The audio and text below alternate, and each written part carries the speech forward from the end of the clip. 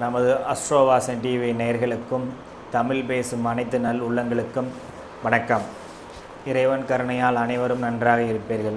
நம்ம சேனலில் திங்கள் புதன் வெள்ளி 3 நாள் உங்களின் பிறந்த ஜாதக சந்தேகங்களுக்கு நேரடியாக பதிலளிச்சுட்டு வரோம். அந்த 3 நாளும் இரவு 8 மணிலேருந்து 9 மணி வரைக்கும் எந்தவித கட்டணமும் இல்லாமல் இந்த லைவில் நீங்கள் உங்களுடைய பிறந்த ஜாதக சந்தேகங்களுக்கு கலந்துக்கிட்டு விளக்கம் தெரிஞ்சுக்கோங்க. மற்ற இந்த காணொளியில் நாம் என்ன பார்க்க போகிறோம் அப்படின்னா, ஒரு உயர்நிலைக்கு ஒரு கீழ்நிலையிலிருந்து ஒரு உயர்நிலைக்கு ஒரு கோடீஸ்வர அமைப்பு போகக்கூடிய ஒரு ஜாதக அமைப்பு எப்படி இருக்கும், ஒரு உணவுத்துறையில் சாதிக்கக்கூடிய அளவுக்கு எப்படி இருக்கும், சுக்கிரன் ஒரு அதீத வளர்ச்சியும் கொடுக்குறாரு, சில அதே வளர்ச்சி கொடுக்குற அதே சுக்கிரன் வீழ்ச்சியும் சில அவமானங்களையும் எதனால் கொடுக்குறாரு, இது போன்ற அமைப்புகள் அந்த சுக்கிரனை அனைவருக்குமே கொடுத்துட்றாரா, சுக்கிரன் வளர்ச்சியும் அனைவருக்குமே கொடுத்துட்றாரா, ஒரு திரைத்துறையில் வரக்கூடிய அமைப்பு சுக்கிரன் எந்த அளவுக்கு வர வைக்கிறார், இது போன்ற ஒரு ஜாதக விளக்கத்தை தான் ஒரு உதாரண ஜாதகத்தோடு பார்ப்போம். நான் இப்போ விளக்கக்கூடிய ஜாதகம் இன்றைக்கு தமிழ்நாட்டில் அனைவருமே அறிந்தவர்கள் மற்றும் இந்த இந்தியா முழுவதுமே உணவுத்துறையில் இருப்பவர்களுக்கு இவரை நன்கு அறிமுகமானவர் தான். இவர் சமீபத்தில் ஒரு சர்ச்சையில் கூட சிக்கியிருந்தார். அவர் யார் என்னன்னு நான் பெயர் குறிப்பிடலை. இந்த காணொளி சொல்லக்கூடிய நோக்கம் முழுக்க ஒரு ஜோதிட பதிவு மட்டும்தான். அதாவது ஒரு சுக்கிரன் எப்படி கீழ்நிலையில் இருந்தால் கூட ஒரு உயர்நிலைக்கு கொண்டு வராரு, ஒரு டெலிவிஷன்லேயோ ஒரு திரைத்துறையிலையோ ஒருத்தர் பிரகாச வைக்கிறது, ஒரு பிரகாசமாக ஜொலிக்க வைக்கிறதுக்கு சுக்கிரன் எந்த அளவுக்கு தன்னுடைய காரகத்துவத்தை எப்படி வலுப்படுத்தி அந்த ஜாதகரை எப்படி உயர்நிலைக்கு கொண்டு வராருங்கிறது பார்க்கலாம். இது சுக்கிரன் மட்டும்தான் பண்ணுறாராலும் மற்ற கிரகங்களும் அந்த சுக்கிரனுக்கு எந்த அளவுக்கு துணை புரியுது அப்படிங்கிறத பார்க்கலாம். நாம் இப்போ 2/4/83 அதாவது 2ஆம் தேதி ஏப்ரல் மாதம் 1983 கோவை மாவட்டத்தில் பிறந்திருக்கிறார். ஒரு டைம் நான் சொல்லலை, மற்ற ஜாதக அமைப்புகள் மற்றும் கிரகங்களின் இருப்பு நிலையை சொல்கிறேன். இந்த குறிப்பிட்ட ஜாதகர் பிறந்தது கும்பலக்கணம். 2ஆம் இடத்துலையே புதன் சூரியன். இந்த இடத்துல 2ஆம் இடத்துல புதன் 24 டிகிரிலையும் சூரியன் 17 டிகிரியில் இருக்கிற அமைப்பு. சுக்கிரன் 3ஆம் இடத்துல 22 டிகிரி. செவ்வாய் மேசராசியில் ஆட்சி பெற்று 3 டிகிரி அமைப்பு. ராகு 5ஆம் இடத்துல 5 டிகிரி அமைப்பில் இருக்குது. லக்னாதிபதி சனி 9ஆம் இடத்துல உச்சமாகி இருக்கிற அமைப்பு. 10ஆம் இடத்துல குரு சந்திரன் மற்றும் 11ஆம் இடத்துல கேது. இவர் அனுச நட்சத்திரத்தில் பிறந்திருக்கிறாரு. 10ஆம் இடத்துல குருவும் சந்திரனை இணைஞ்சி குருச்சந்திர யோகம். கிட்டத்தட்ட வலிமையான ஜாதகம் அமைப்பு. அப்படின்னு முதல்ல குரு எந்த அளவு கீழ்நிலையில் இருந்தார், இன்றைக்கி எவ்வளோ உயர்நிலைக்கு வந்திருக்காருங்கிறத நம்ம சொல்கிறோம். தந்தை தொழில் உணவுத்துறையில் இருக்கிறாரு. இவர் படித்து முடிச்சுட்டு ஒரு 15-20 வயசுலேயே இந்த உணவுத்துறையில் கால் பதிக்கிறாரு. தந்தை விற்று சென்ற, அதாவது தந்தை மிகப்பெரியதாக கொண்டு போக முடியாத தந்தையின் கனவுகளை இவர் தன்னுடைய உழைப்புனால் அது இந்தியா முழுவதும் எடுத்துகிட்டு போகிறாரு. இது எப்படி வருது, என்ன தசாபுத்தி அமைப்பினால் வருதுங்கிறத பார்க்கலாம். இவர் கிரகங்களோட இருப்பு நிலையை நான் சொல்லிட்டேன். இப்போ தசாபுத்தி அமைப்பு பார்க்கலாம். இவர் பிறக்கும் போதே அனுச நட்சத்திரம். பிறக்கும் போதே ஒரு 10 வருஷம் இவருக்கு சனி தசை. 10 வருஷத்துலேருந்து ஒரு 17 வருஷம் அடுத்து புதன் தசை. இந்த புதன் தசை 2ஆம் இடத்துல நீச்சமான அமைப்புங்கிறதுனால சரியான ஒரு முழு கல்வியை இவருக்கு கொடுக்கல. அதாவது நீச்சமானாலும் இந்த இடத்துல 24 டிகிரியில் இருக்கிறதுனால அவர் நீசத்தை விட்டு விலகிட்டார். குருவோட பார்வையில் இருக்கிறதுனால இந்த இடத்துல அவர் நீச பங்கமாக இருக்கிறார். ஆனால் ராஜயோக அமைப்பு இல்லை.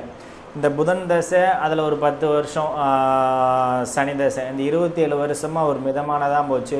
ஆனால் 23 வயதில் புதன் தசையில் செவ்வாய் புத்தியில் தான் இவர் முதன் முறையில் ஒரு உணவுத்துறைக்கு, அதாவது ராகு புத்தி முடிஞ்சு குரு புத்தி ஆரம்பிக்கும் போது இவர் உணவு சம்பந்தப்பட்ட துறைக்கு, தந்தையின் துறைக்கு இவர் வராரு. அதாவது செவ்வாய் புத்தியெல்லாம் இவர் தந்தையோட இதில் வந்துட்டாலும் முழுக்க இவர் இறங்கினது ராகு புத்தி இறுதியில், குரு புத்தி ஆரம்பத்தில். அதாவது இந்த கும்பலக்கணத்திற்கு 2க்கும் 11க்கும் அதிபதியான குருவோட புத்தியில் இவர் முதல்ல இந்த உணவுத்துறைக்கு வராரு. இவர் இந்த உணவுத்துறையில் வந்தோடனே சாதிச்சிட்டாரா அப்படின்னா இல்லை. புதன் தசை முழுவதுமே இவருக்கு இந்த தொழில் வந்த உடனே நிறைய ஏமாற்றங்களும் சறுக்கல்கள் தான் தொடர்ந்தது. புதன் தசை முழுவதுமே இந்த 17 வருஷம் முழுவதுமே இவருக்கு சறுக்கல் தான் தொடங்கியது. இந்த சறுக்கலில் ஒரு பாடம் கற்றுக்கிட்டு அடுத்து நடக்கக்கூடிய கேது தசையில் ஒரு மாற்றம் கண்டு மாற்றத்தை தொடங்குறாரு. கேது 11ஆம் இடத்துல லாபஸ்தானத்தில் இருக்கிறாரு. இந்த ஜாதகத்தில் இந்த லாபஸ்தானத்துன்னு சொல்லும் போதே இன்னும் சில மகாதான யோகங்கள், ஒரு கோடீஸ்வர யோகங்கள், ஒரு மாட மாளிகையில் இருக்கக்கூடிய அமைப்புகள் கொடுக்கக்கூடிய செல்வாக்கான அமைப்புகள், ஒரு தனியாக ஒரு ஃப்ளைட்டு வாங்கணும் அப்படின்னு நினைக்கிற அளவுக்கு பொருளாதார அமைப்புகள், இந்த மாதிரி அமைப்புகள்லாம் இவருக்கு ஏன் வருது அப்படிங்கிறத நம்ம பார்க்கலாம். அடுத்து புதன் தசை முழுவதுமே சர்க்கிள் ஏற்றங்களாக போய் ஒரு மிடிலான வாழ்க்கை மட்டும்தான் இவர் வாழ்ந்தார். அடுத்து 2010ஆம் ஆண்டு இவருக்கு கேது தசை ஆரம்பிக்குது. இந்த கேது 11ஆம் இடத்துல எந்தவித மற்ற கிரகங்களோட இணைவையோ பார்வையோ படாமல் இருக்கிறதுனால ஒரு 2-3 வருஷம் மிக கடுமையான பொருளாதார இறக்கங்களை சந்திக்கிறாரு.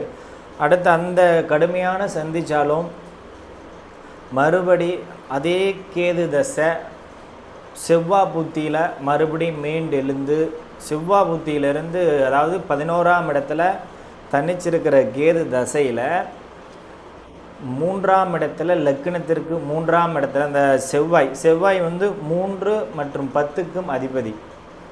மற்றும் அவர் இணைஞ்சிருக்கிற கிரகங்கள் பாருங்கள், அதாவது 4க்கும் 9க்கும் அதிபதி. அதாவது கும்ப லக்னத்துக்கு ராஜயோக அதிபதியான சுக்கிரனோட இணைஞ்சு கும்ப லக்னத்திற்கு லக்னாதிபதியான உச்ச சனியோடு இருக்கிற அந்த செவ்வாயின் புத்தியில் தான் இவர் முதல்ல ஒரு உயர்நிலைக்கு போகக்கூடிய அமைப்பு கேது தசையில். அதற்கு அடுத்து அந்த செவ்வாய் புத்தி முழுவதிலுமே இவர் ஏற்ற ஆரம்பித்து அந்த கேது தசை முழுவதுமே இவர் ஒரு உயர்நிலைக்கு கொண்டு போச்சு இந்த ஜாதகரை.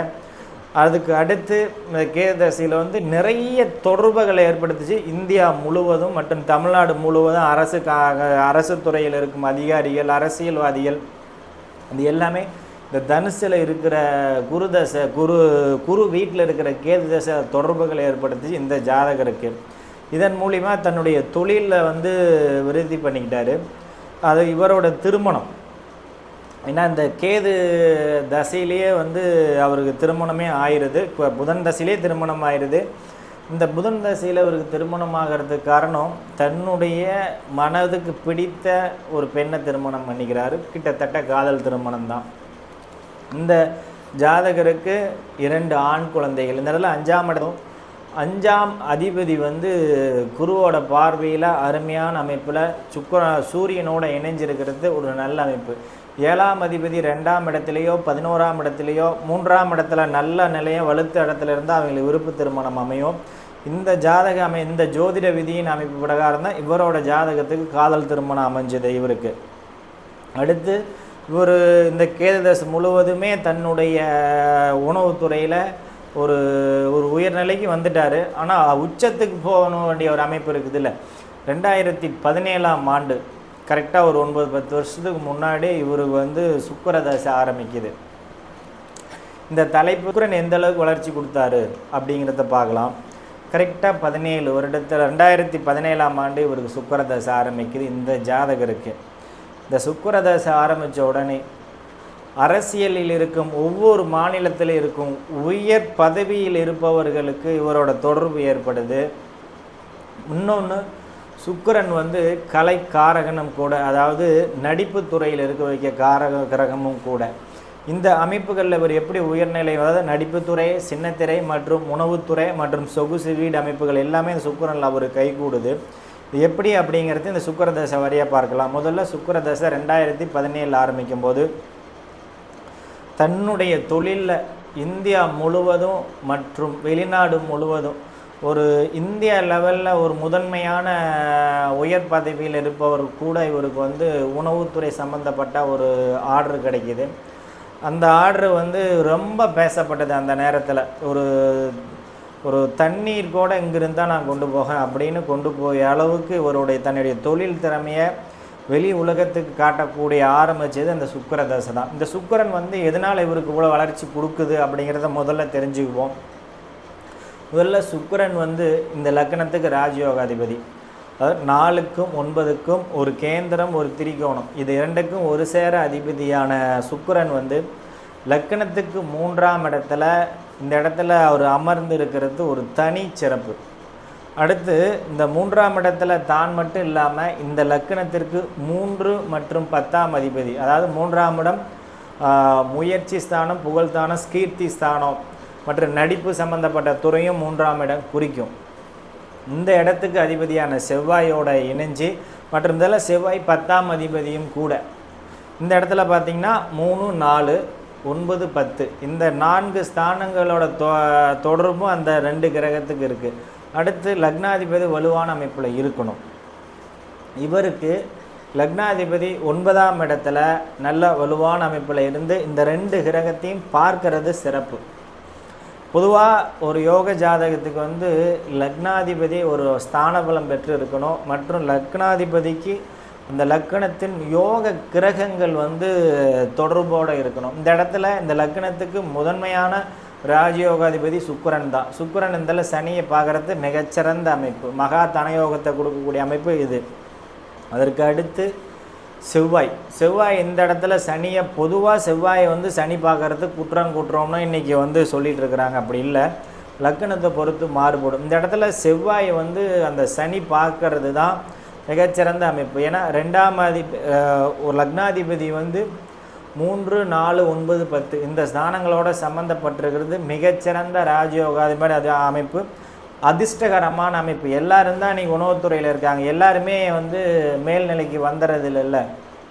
ஆனால் இந்த மேல்நிலைக்கு வரக்கூடிய அமைப்பு கொடுக்கக்கூடிய அமைப்பு இந்த சுக்கிரனும் செவ்வாயும் இணைஞ்சிருக்கிற அமைப்பு தான். சரி, இப்போ நம்ம சுக்கிர தசைக்கு பார்ப்போம். சுக்கிர தசை 2017ஆம் ஆண்டு ஆரம்பிக்குது. இந்தியாவில் இருக்கும் உயர் பதவியில் இருக்கிற தொடர்புகள்லாம் ஏற்பட்டு மிகச்சிறந்த உணவுத்துறையில் அவர் மேலும் மேலும் வளர்ந்துக்கிட்டே போகிறாரு.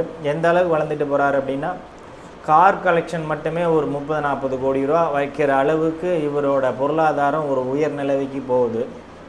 அடுத்து ஒரு அரண்மனை போன்ற வீடுகளில் வசிக்கணும் அப்படின்னா சுக்கிரனும் 4ஆம் இடமும் வலுவான அமைப்பில் இருக்கணும்.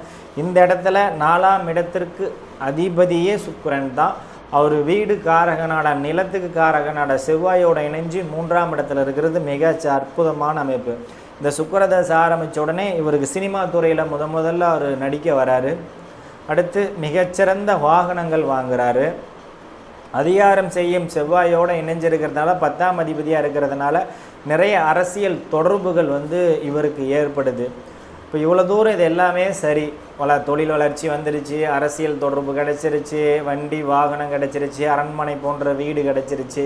சுக்கிரனோட முதன்மையான உயிர் காரகம் என்ன? பெண், காம சுகத்தை தரக்கூடிய முதன்மையான கிரகம் சுக்கிரன். அவர் தராமல் இருந்தாரா அப்படின்னு எடுத்துக்கிட்டால் இல்லை. இந்த சுக்கிரதசை ஆரம்பித்ததுலேருந்து இவருக்கு வந்து சினிமா தொடர்பும் ஏற்பட்டு இந்த செவ்வாயோட இணைவில் சனியோட பார்வையில், சுக்கிரனுக்கு வந்து சனியோட பார்வை ஏற்படும் போது ஒரு வயது மூத்தவர்கள் மீது ஒரு ஈர்ப்பு ஏற்படும், தன்னோட மிக மிக வயது இளையவர்கள் மீது ஈர்ப்பு ஏற்படும். இது போன்ற ஈர்ப்புகள் இவருக்கு ஏற்பட்டு அதன் மூலிமா சில சங்கடங்களும் சந்திச்சிருந்தார். இந்த சங்கடங்களோட உச்சம் இவருக்கு எப்போ நடந்ததுன்னா, சுக்கிரதசை ராகு புத்தி 2024ஆம் ஆண்டுலாம் இவருக்கு செவ்வாய் புத்தியிலே அந்த தொடர்பு ஏற்பட்டுருச்சு. ஏன்னா 3ஆம் இடத்துல சுக்கிரனோட இணைஞ்சிருக்கிற அந்த செவ்வாய் புத்தியிலேயே இந்த பெண் அவங்களுக்கு அறிமுகம் ஆயிட்டாங்க செவ்வாய் புத்தியிலேயே. ஆனால் இது வெளியே தெரிஞ்சு கொஞ்சம் பிரபலமாகினோடனே பிரச்சனை ஆகணுமல்ல, அது எல்லாமே இந்த ராகு தான் செய்யும். ராகு தசையில் சுக்கிர புத்தியும் சுக்கிர தசையில் ராகு புத்தியும் இந்த போன்ற ஆண்களாக இருந்தால் பெண்களுக்கும், பெண்களாக இருந்தால் ஆண்களுக்கும் சில அறிமுகங்கள் ஏற்பட்டு சில சிக்கல்களையும் அவமானங்களையும் தரக்கூடிய புத்தி தான் அந்த ராகுகளை சுக்கிரனில் ராகும். அதுபோல் இவருக்கு சுக்கிர தசையில் ராகு புத்தியில் நம்ம அனைவருமே அறிஞ்ச அந்த ஒரு பிரபலமான இந்த நபருக்கு ஒரு பெண் மூலியமாக ஒரு சிக்கல் ஏற்பட்டது அந்த சுக்கிர தசை ராகு புத்தியில். இது மட்டுமல்ல, இந்த அமைப்பு வந்து முதல்வர் அவர் ஜாதகத்திலேயே நான் விளக்கி குறிப்பிட்டிருந்தேன்.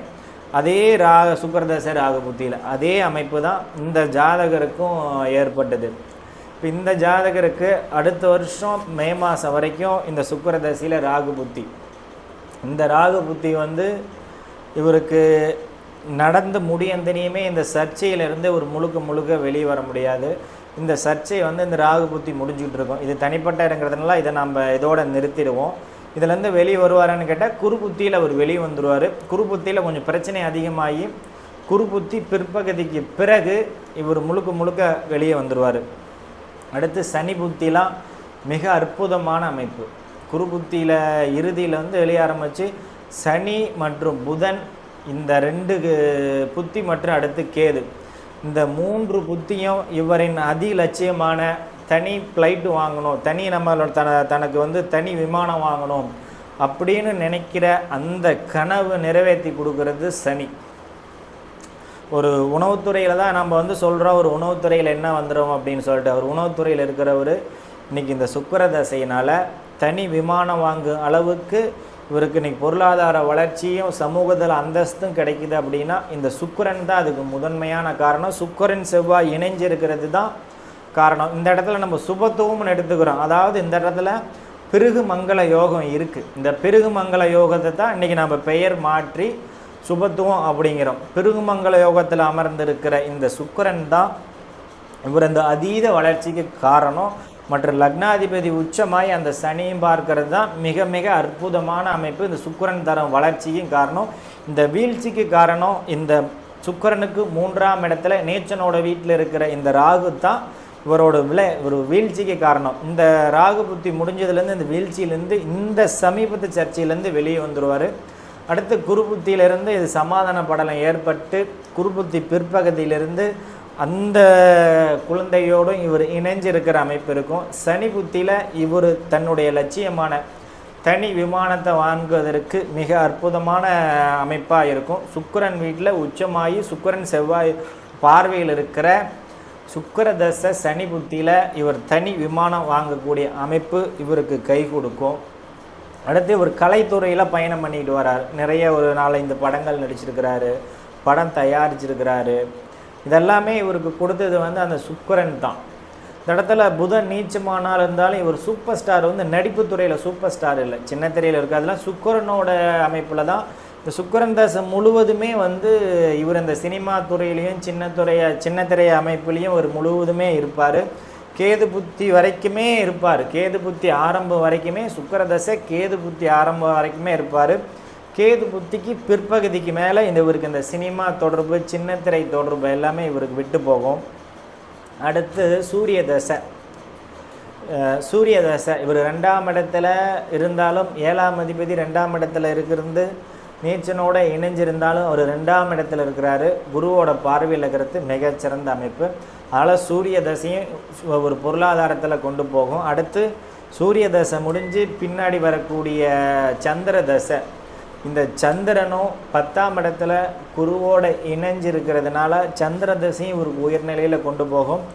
இவரோட வாழ்க்கையில் சுக்கிரன் மற்றும் சூரியன் சந்திரனை விட மிகச்சிறந்த அற்புதமான அமைப்புனா செவ்வாய் தசை தான்.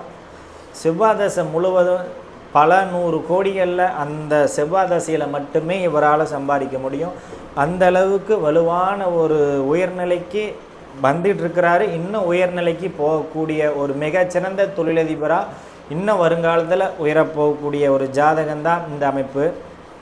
மற்றும் நான் இந்த இதில் என்ன சொல்ல போகிறேன் அப்படின்னா, இந்த வாரத்தில் 3 நாள் நம்ம நேரலை பண்ணுறோம். இந்த நேரலையில் கலந்துக்குங்க. மற்றும் உங்களின் பிறந்த ஜாதக சந்தேகங்களுக்கு தனிப்பட்ட ஆலோசனைக்கு நீங்கள் அப்பாயின்மெண்ட் வாங்கி பார்த்துக்குங்க. இல்லை இலவசமாக நான் பார்க்கணும், கட்டணம் இல்லாமல் பார்க்கணும் அப்படின்னா திங்கள் புதன் வெள்ளி இரவு 8 மணிலேருந்து 9 மணி வரைக்கும் அந்த நேரலையில் கடந்துக்குங்க. மற்றும் உங்கள் ஜாதகத்துக்கு இல்லாமல் ஜோதிடத்தில் பொதுவான சில சந்தேகங்கள் உங்களுக்கு இருக்கும். அந்த சந்தேகங்கள் இருந்தால் நீங்கள் வீடியோவுக்கு கமெண்டில் பதிவு விடுங்க.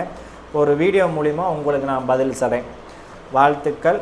வணக்கம். இறைவன் கருணையால் அனைவரும் நன்றாக இருப்பீர்கள்.